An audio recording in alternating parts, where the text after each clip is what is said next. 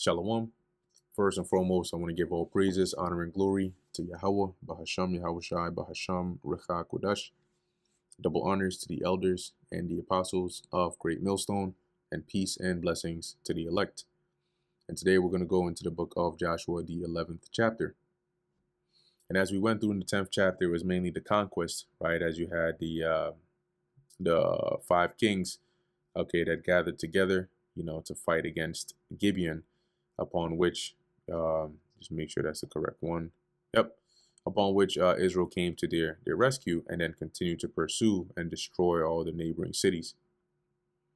And it came to pass when Jabin, king of Hazor, had heard those things, that he sent unto Jobab, king of Madon, and to the king of Shimron, and to the king of Aksaph, and to the kings that were on the north of the mountains, and of the plains south of Chinneroth.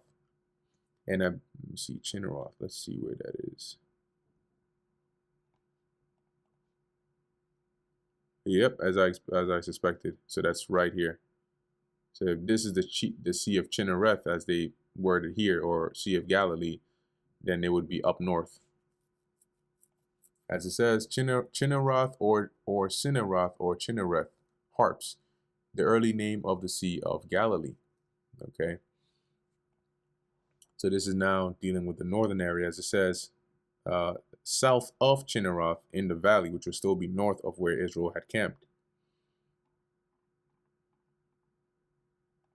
And in the borders of Dor on the west. And to the Canaan, so they went and called basically the armies from the north, the different neighbors, the kings, all of them. They said, get ready. And to the Canaanite on the east and on the west, and to the Amorite and the Hittite and the Perizzite and the Jebusite in the mountains, and to the Hivite under Hermon in the land of Mizpah. And they went out, they and all their hosts with them, much people, even as the sand that is upon the seashore in multitude, with horses and chariots very many. So you can imagine a huge army here. And when all these kings were met together, they came and pitched together at the waters of Merom to fight against Israel. Let's look this up here. It's that Joshua 11 map. Let's see. Okay. Where? Oh, Merom. Okay, somewhere here. So we'll just say around this area. Okay.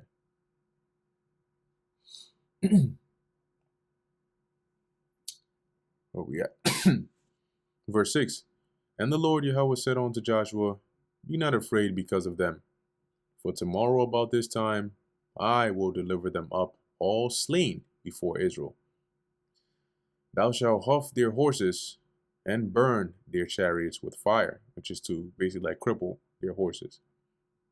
So Joshua came, and all the people of war with him, against them by the waters of Merob, or Merom, suddenly, and they fell upon them.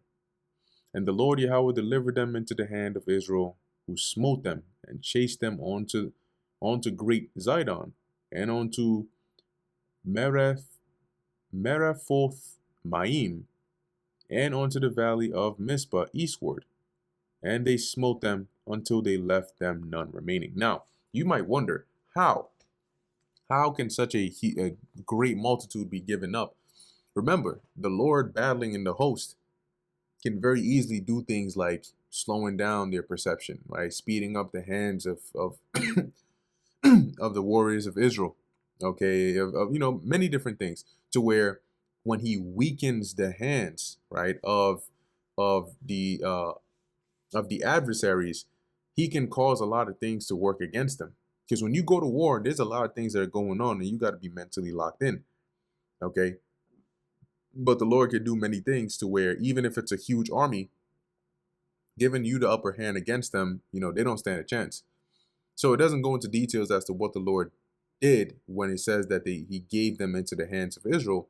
But from a plain standpoint of just sword to sword, there are many different biological things the Lord can do to weaken the hands actually of the adversaries. You know, where we at?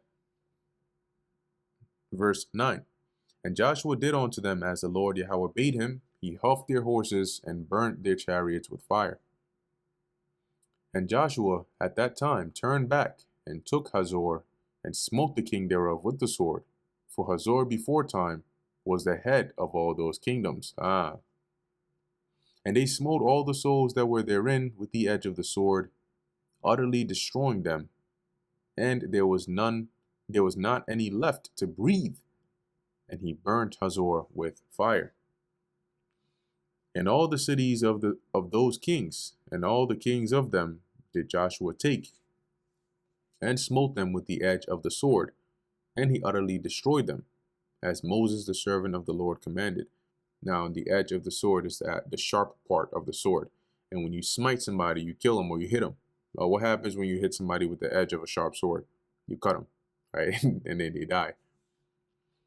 Verse 13, but as for the cities that stood still in their strength, Israel burned none of them, save Hazor only.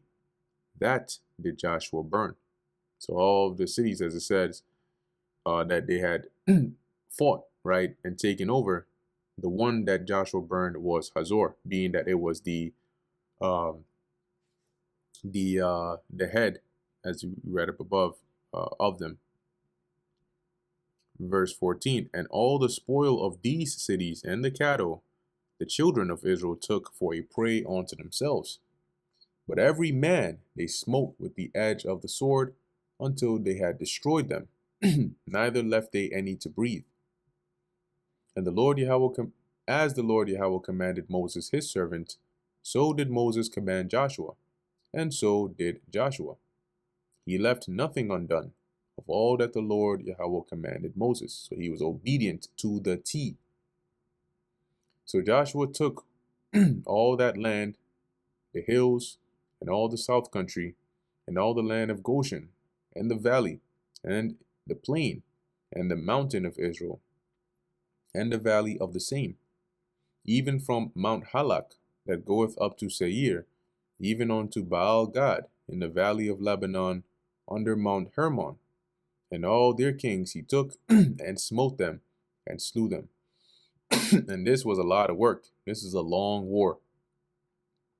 As it goes on to say, Joshua made war a long time with all those kings.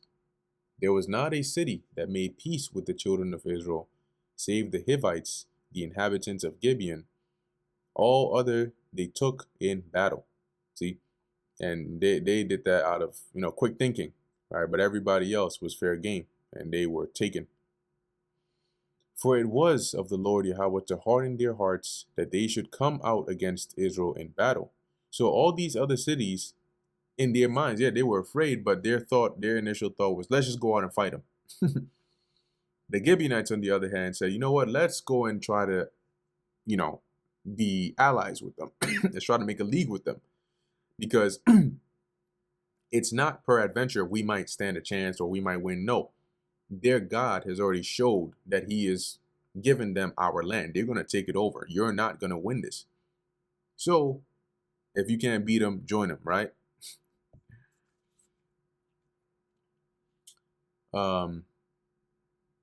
Verse 20, for it was of the Lord Yahweh to harden their hearts, that they should come against Israel in battle, that he might destroy them utterly, and that they might have no favor, but that he might destroy them, as the Lord Yahweh commanded Moses. See?